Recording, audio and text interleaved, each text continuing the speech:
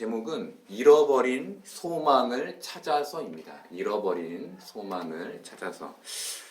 인터넷에서 책을 소개하는 기사를 보게 되었습니다. 책의 제목은 1년 후 내가 이 세상에 없다면 이었습니다. 이 책을 설명하는 기사에는 이 책이 4,000명 이상의 암 환자를 상담해온 정신과 의사가 죽음을 눈앞에 둔 환자들로부터 배운 후회하지 않는 삶의 비밀 3가지가 담겨 있었습니다. 그 3가지 후회는 너무 앞만 보고 달리지 말걸, 그리고 돈을 모으기만 하지 말걸, 진짜 원하는 것을 하며 살걸 이었습니다. 그리고 기자는 1년 후 당신이 병상에 누워있다고 상상해 보십시오. 1년 후에 자신이 지금의 나를 되돌아본다면 지금의 삶을 후회하지 않을 수 있겠습니까? 라고 질문을 던지며 책 소개를 마무리했습니다. 책의 저자가 말한 대로 후회하지 않는 삶을 위해서는 후회할 것들을 하지 않으면 됩니다.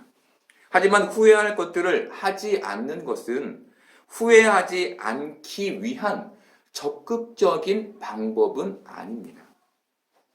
후회하지 않기 위한 적극적인 방법은 현실에 최선을 다하는 것입니다.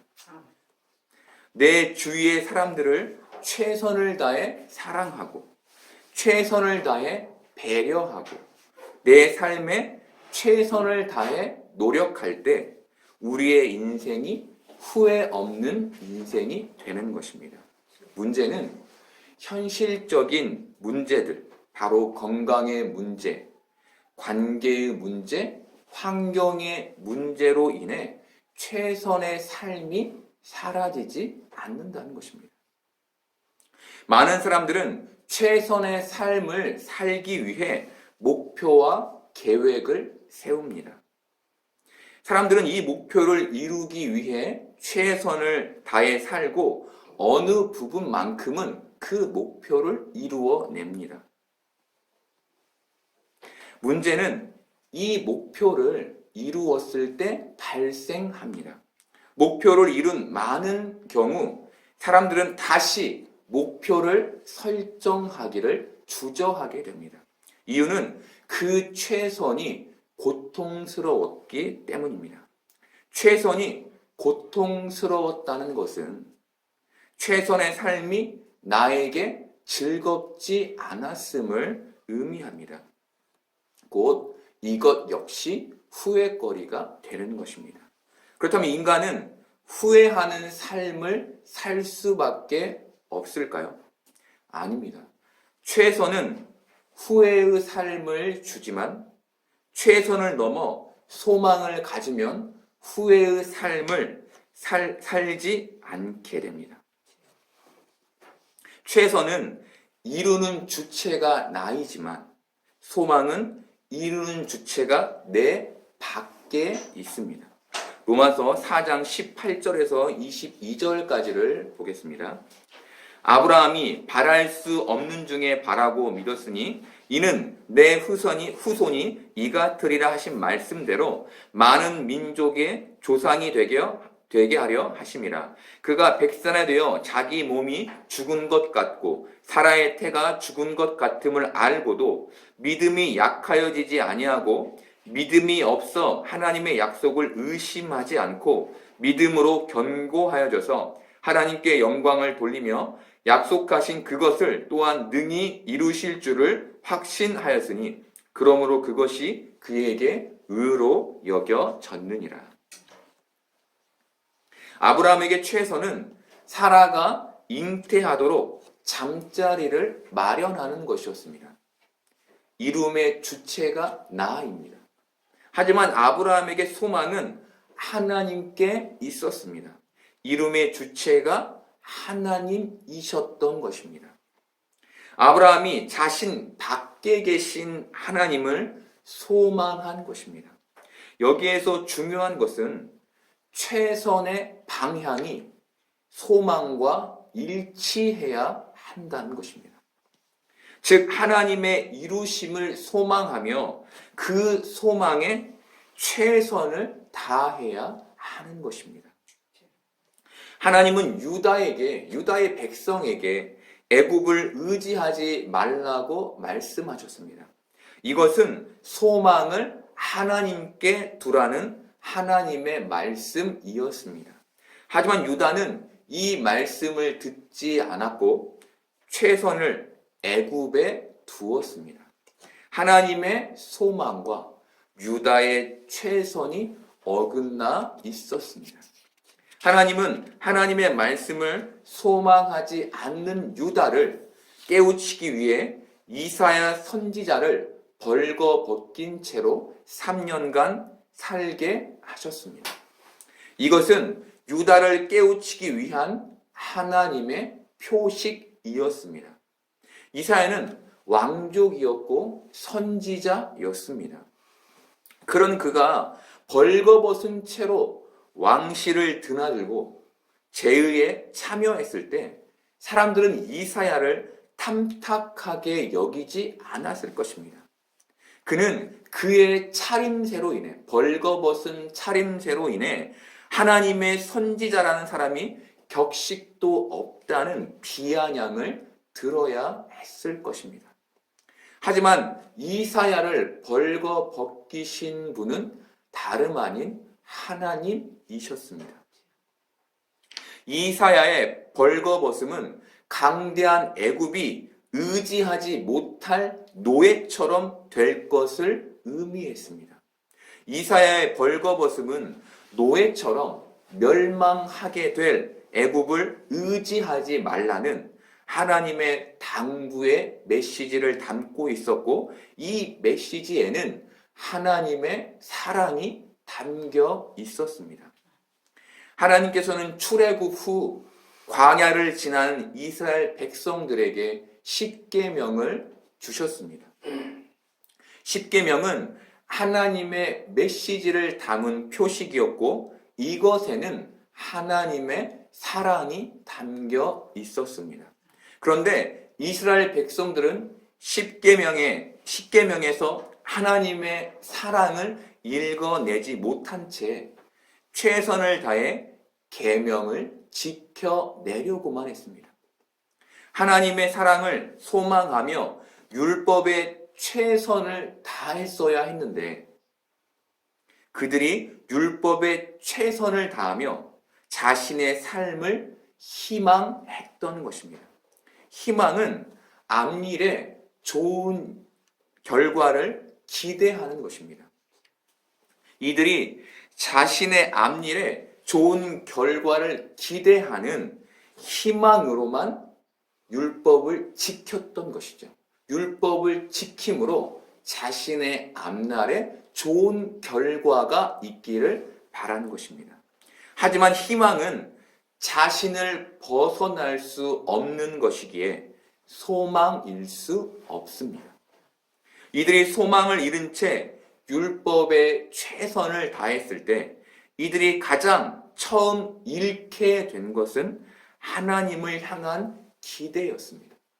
하나님을 더 이상 기대하지 않게 된 것이죠. 또한 소망을 위해 최선을 다해 살아내야 할 그들이 율법을 지키는 것에 목을 메었습니다. 그리고 그 율법은 인간을 정죄하는 도구로 전락하고 말았습니다. 무엇보다 율법은 율법을 지켜난 이들에게 명예와 자랑이 되어 버렸습니다. 하나님은 인간을 사랑하심으로 예수님이라는 표적을 이 땅에 보내주셨습니다. 그리고 인간의 죄를 속죄하기 위해 인간 대신 예수님을 십자가에 매다셨습니다. 예수님과 예수님의 죽음은 벌거벗은 이사야처럼 하나님의 메시지와 사랑을 담고 있었습니다. 하지만 인간들은 그 표식을 보며 그 예수님과 십자가의 그 표식을 보며 하나님의 메시지를 깨닫지도 못했고 하나님의 사랑을 그 가운데서 읽어내지도 못했습니다. 그들이 예수님께서 십자가에 달리시기 전 예수님을 최선을 다해 쫓았던 것은 자신의 희망을 이루기 위함에 있었기 때문이었습니다. 유다는 벌거벗은 이사야 선지자를 보며 하나님을 소망해야 했습니다. 유대인들은 십자가의 예수님을 보며 하나님을 소망해야 했습니다. 그렇다면 지금 믿음을 가지고 있는 우리는 어때야 할까요? 하나님의 말씀에서 하나님의 사랑을 읽어내야 하며 하나님을 소망해야 합니다. 갓난 아이에게 부모는 전적인 의지의 대상입니다. 부모는 아이를 사랑하기 때문에 아이가 대소변을 가릴 때까지 기저귀를 갈아주고 배고파 울 때 젖을 먹여주며 감기에 걸려 열이 날 때 약을 먹여줍니다. 시간이 흘러 아이가 성장하면 아이는 이 모든 것들을 스스로 할 수 있게 되고 더 이상 부모를 의지하지 않게 됩니다. 하지만 아이가 더 이상 부모를 의지하지 않게 된다 해도 아이를 향한 부모의 사랑은 변함이 없습니다. 어른이 된 아이는 자신의 힘으로 세상을 살다가 어려운 일을 만나게 되고 아이는 다시 부모를 의지하게 됩니다. 이때 부모는 아이의 어렸을 때와 똑같은 사랑으로, 변함없는 사랑으로 어른이 된 아이를 도와줍니다. 그리고 아이는 그 안에서 다시금 새롭게 부모의 사랑을 경험하게 됩니다. 우리는 이미 어른이 된 신앙인들입니다. 우리는 하나님도 알고 예수님도 알고 기도하는 방법도 알고 신앙 생활을 해 나가는 방법도 압니다. 하지만 이것으로 하나님의 사랑을 경험할 수는 없습니다. 우리가 하나님의 사랑을 다시 경험하기 위해서는 그 사랑을 과거로 추억하지 않고 미래로 소망해야 합니다. 그렇다면 소망한다는 것은 무엇일까요? 하나님을 구하는 것을 말합니다. 많은 기신자들이 청년 시절에는 열정적이고 진취적이며 담대한 신앙을 가졌었습니다. 그 이유는 그 시절 그들이 하나님을 구했기 때문입니다. 하나님을 구했다는 것은 하나님이 이 현실의 소망이셨음을 의미합니다. 오직 하나님만을 붙들며 살았던 것이죠. 제가 청년이었던 2002년에 저는 선교의 소망을 품은 사람들을 위한 선교 한국 대회에 스텝으로 참가하게 됐습니다. 선교 한국 대회는 4박 5일의 일정으로 진행되었는데 대회 기간 동안 많은 비가 내렸습니다. 그래서 모든 스텝들은 비로 인한 피해를 최소화하기 위해 동분서주하며 뛰어다녔습니다. 하지만 큰 걱정거리는 나흘째 밤에 4,000명이 함께 모여 드리게 될 야외 예배였습니다. 이 예배는 비가 그쳐야만 가능했습니다. 모든 사람들이 걱정하고 있을 때 중보 기도를 담당하셨던 간사님께서 모든 스태프들과 선교 한국 대회에 참가한 모든 사람들에게 야외 예배를 하는 2시간 동안 비를 그치게 해달라는 기도를 요청하셨습니다. 그리고 놀랍게도 야외 예배 후 2시간 동안 비는 오지 않았고 선교 한국 대회에 참석한 4,000명의 사람들은 한 자리에 모여 은혜로운 예배를 드릴 수 있었습니다. 이 놀라운 기적은 후에 제 삶의 간증이 되었습니다. 우리는 십자가를 보며 하나님의 사랑을 기억합니다. 하지만 그 사랑을 구하는 것에는 인색합니다. 유다는 애굽을 의지하면 아수르의 공격으로부터 자신들을 보호할 수 있을 것이라고 생각했습니다. 이것이 그들의 최선이며 희망이었습니다. 이것은 하나님을 소망하지 않게 했고 벗은 채로 다니던 이사야를 보며 하나님의 메시지를 읽어낼 필요도 없게 만들었습니다. 하나님을 더 이상 기대하지 않게 만든 것이죠. 지금 우리는 하나님의 사랑이 담긴 성경을 읽고 설교를 듣고 있습니다. 우리가 이 설교에서 만약 희망을 찾는다면 성경과 설교에 담겨 있는 하나님의 사랑을 읽어낼 수 없게 됩니다. 하나님을 소망하지 않는 신앙인이 되어버린다는 것입니다. 10년 전 목회지를 구할 때 면접을 본 교회의 목사님은 제게 신앙은 최선을 다한 후에 하나님께 맡겨드리는 것입니다 라는 말씀을 하셨습니다. 이 말씀은 두 가지 의미였는데 하나는 최선을 넘어서지 말라는 의미였고 다른 하나는 최선이 없어서는 안 된다는 의미였습니다.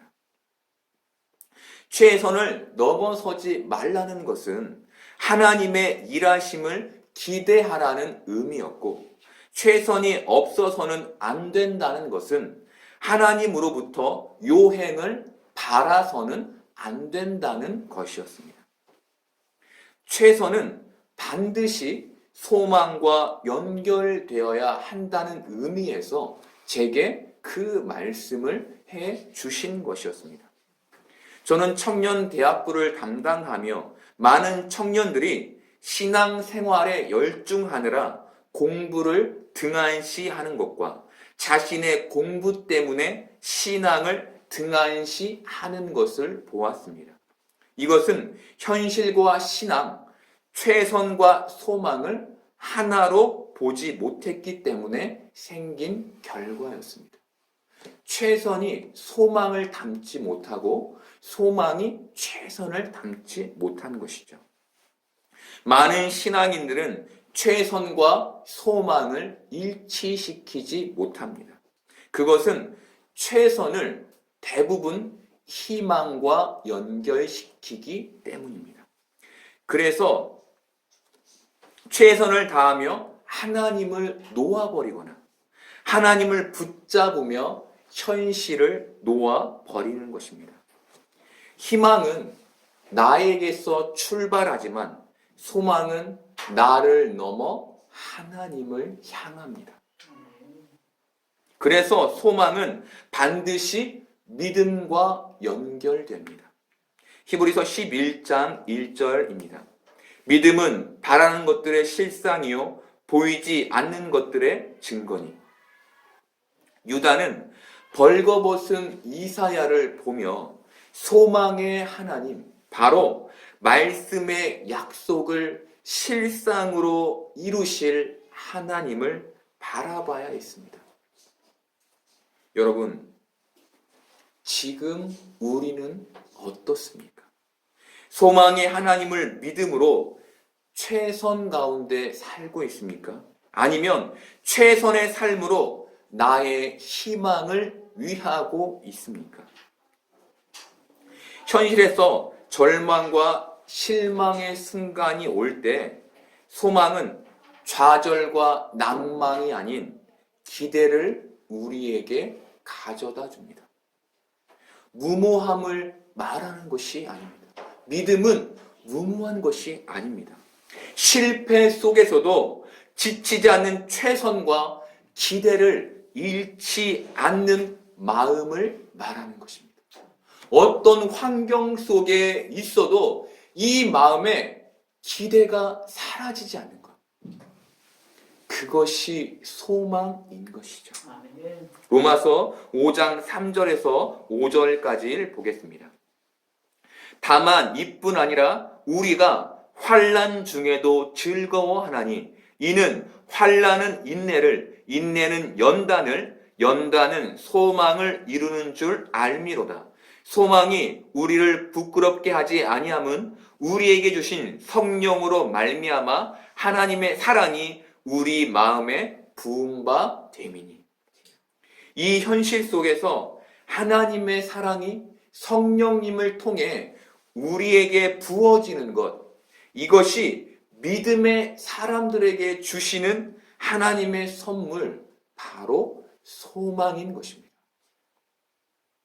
우리는 하나님께서 소망을 이루실 것을 기대하며 하나님을 향해 최선을 다해야 합니다. 저는 신학을 마치고 THM이라는 학문을 하였습니다. THM을 한 이유는 제가 설교가가 되고 싶어서였습니다. 조금 더 구체적으로 말씀드리면 더 나은 설교, 더 본질적인 설교를 하기 위해 THM을 하게 된 것이었습니다. 저는 그 선택을 잘했다고 믿는데 그 이유는 제 안에 하나님을 향한 소망, 바로 설교를 통해 사람들에게 소망을 주어야겠다는 그 마음이 있었기 때문이었습니다. 그 마음으로 THM을 선택한 것이었기 때문이었습니다. 그렇게 늘 우리는 소망 가운데, 나의 소망이 아닌 하나님께 있는 소망 가운데 최선을 선택해야 하는 것입니다. 예수님은 제자들에게 이방인과 같이 중언부언하지 말라고 말씀하셨습니다. 중언부언의 기도란 먹을 것, 입을 것, 마실 것을 구하는 기도였습니다. 예수님께서 제자들에게 이방인과 같은 기도를 금하신 것은 제자들에게 하나님을 구하게 하기 위함이었습니다. 예수님은 아버지여, 만일 아버지의 뜻이거든 이 잔을 내게서 옮기시옵소서. 그러나 내 원대로 마시옵고 아버지의 원대로 되기를 원하나이다 라고 기도하셨습니다. 예수님께서 이 말씀을 하실 수 있었던 것은, 이 말씀으로 기도하실 수 있었던 것은 하나님 아버지에 대한 믿음과 소망이 있었기 때문이었습니다. 우리는 하나님을 믿습니다. 하나님을 믿는다면, 하나님을 전적으로 신뢰하며 의지한다면 우리는 하나님을 소망하며 그분의 역사와 인도를 기대해야 합니다. 소망이 하나님께 있는 사람에게는 실패와 낙심은 있을 수 없으며 고난은 하나님을 소망하게 하는 동기가 됩니다. 그리고 그때 우리는 십자가를 실패로 읽지 않고 하나님의 사랑으로 읽을 수 있게 됩니다. 사랑하는 여러분, 기독교인들은 이 현실을 어떻게 살아가야 할까요? 답은 하나님을 소망하며 최선을 다해 산다입니다. 하나님을 소망하며 최선을 다해 산다입니다. 사랑하는 여러분, 현실에서 하나님을 기대하시기를 바랍니다. 하나님의 일하시고 역사하실 것을 기대하시기를 바랍니다. 그 기대를 잃지 않으시기를 바랍니다. 하나님은 결코 우리를 고아와 같이 버려두지 않으실 것입니다. 그리고 우리는 그 소망 가운데서 신앙의 진수를 맛보게 될 것입니다. 저는 대학교를 졸업하고 선교 단체에서 간사로 활동했습니다. 그 당시에는 강의실에서 예배를 드렸는데 하나님을 향한 열정과 기대가 가득했던 저는 매주 캠퍼스 모임을 준비하며 매번 50개의 의자를 깨끗이 닦았고 바닥에 버려진 온갖 쓰레기를 치웠고 리더들과 함께 모여 하나님께서 함께 하실 예배를 소망하며 기대했습니다. 저의 소망은 하나님이셨고 저의 최선은 예배에 올 모든 대학생 청년들이 하나님을 만나게 되는 것이었습니다. 사랑하는 여러분, 우리가 하나님을 소망할 때 무엇을 회복하게 될까요? 기대와 열정입니다. 이 삶을, 이 현실을 살아갈 수 있는 기대와 열정을 잃지 않게 되는 것이죠. 그리고 무엇을 하게 될까요? 예배드릴 교회를 청소하고 이 자리에서 하나님을 만날 성도들을 위해 기도하게 될 것입니다. 하나님을 구하며 최선의 삶을 살게 될 것입니다. 우리 모두는 신앙의 열정과 신앙의 차가짐을 반복적으로 경험하게 됩니다. 그렇다면 우리가 지금 신앙의 열정과 차가운 가운데 있음을 어떻게 구별할 수 있을까요?